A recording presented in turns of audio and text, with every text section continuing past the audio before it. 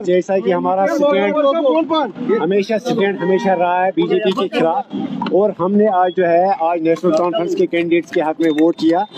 तो बीजेपी को दूर रखने के लिए हमें एक मजबूरी बनी आज कि हमें नेशनल कॉन्फ्रेंस को वोट करना पड़ा। देखिए, एक्सपेक्टेशंस फुलफिल होंगी या नहीं होगी वो एक अलग सवाल है, लेकिन इस वक्त वक्त की मजबूरी थी कि बीजेपी का जो एंटी कश्मीरी, एंटी मुस्लिम जो उनका एजेंडा है उसको दूर रखने के लिए इस वक्त एक मजबूरी थी। बाकी एक्सपेक्टेशंस वो हम देखेंगे। फिलहाल एक साल का जो वक्त रहा है नेशनल कॉन्फ्रेंस में का, तो वो मायूस कुन रहा। उसमें उन्होंने कोई खास कारकर्दगी नहीं दिखाई। अगर मैं अपनी बात करूं, मेरी बिल्स को, मेरी रेजोल्यूशंस को, जिसमें पॉलिटिकल प्रिजनर्स की रिहाई, जिसमें रिजर्वेशन बच्चों की जो फ्यूचर है, रिजर्वेशन को नेशनलाइजेशन करने के लिए, या पीएससी का रिवोकेशन, इन सारे मुद्दों को नेशनल कॉन्फ्रेंस ने उन्होंने डस्टबिन में डाल दिया। लेकिन बावजूद इसके हमें नेशनल कॉन्फ्रेंस से काफी कम उम्मीदें वाबस्ता है इस वक्त। लेकिन एक मजबूरी इस वक्त, इस वजह से हमें बीजेपी के खिलाफ नेशनल कॉन्फ्रेंस के कैंडिडेट्स के हक में वोट करना पड़ा।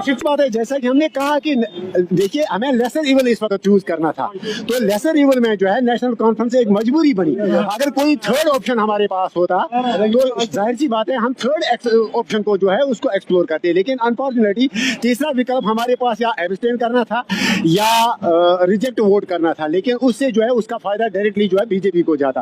तो लिहाजा बीजेपी को दूर रखने के लिए हमें इस वक्त मजबूरन नेशनल कॉन्फ्रेंस के कैंडिडेट्स को वोट करना पड़ा। ये हम नेशनल कॉन्फ्रेंस के एजेंडा को वोट नहीं कर रहे हैं, नेशनल कॉन्फ्रेंस की कारकर्दगी को वोट नहीं कर रहे हैं, बल्कि बीजेपी को उनका एंटी कश्मीरी उनका एजेंडा है उसको दूर रखने के लिए हमें इस वक्त नेशनल कॉन्फ्रेंस के कैंडिडेट्स के हक में वोट करना। देखिए, हमारे साथ उन्होंने कोई राब्ता नहीं किया और ना ही उनकी औकात है कि वो हमारे साथ इस सिलसिले में राब्ता करते।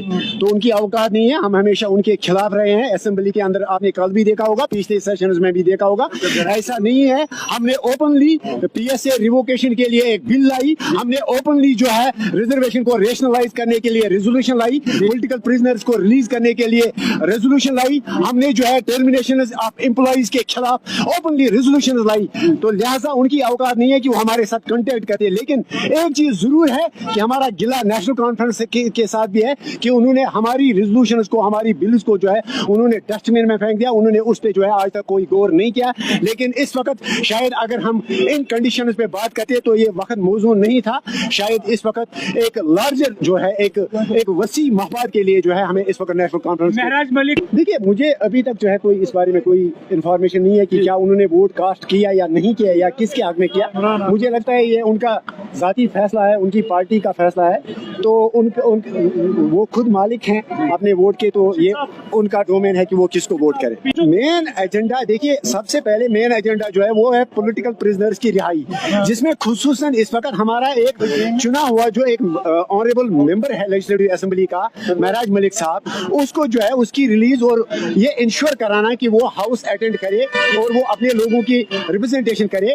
ये सबसे मेन मुद्दा है इस वक्त जो इस असेंबली सेशन में होगा। और इसके साथ साथ जो बच्चों के साथ जो वादा किया था, जो एस्पिरेंट्स के साथ, जो कैंडिडेट्स के साथ नेशनल कॉन्फ्रेंस ने वादा किया था कि हम रिजर्वेशन को रेशनलाइज करेंगे, उस पर सब कमेटी बनी है। हमने एक रेजोल्यूशन भी लाई थी, उस रेजोल्यूशन को उसको एक्सेप्ट नहीं किया गया, ये कह के कि कॉम्पिटेंट अथॉरिटी ने आपकी रेजोल्यूशन रिजेक्ट की। लेकिन फिर भी हम चाहते हैं कि हम कोशिश करेंगे कि इसी असेंबली सेशन के दौरान ये वाजिया हो कि जो कैबिनेट सब कमेटी की का जो रिपोर्ट है वो सामने आए और उसमें ये वाजिया हो कि जो कैंडिडेट्स हैं, जो ओपन मेरिट स्टूडेंट्स हैं, उनके साथ किस तरह से सरकार इंसाफ करेगी। उनका क्या स्टैंड है वो एक अलग चीज़ है, हम उसमें नहीं जाना चाहते हैं। लेकिन इस वक्त हम बडगाम जो असेंबली सेगमेंट है उसके ऊपर हम लड़ रहे हैं। हमारा कैंडिडेट है नजीर अहमद खान साहब और हमारी कोशिश है कि हमारा कैंडिडेट उस इलेक्शन में कामयाबी हासिल करे।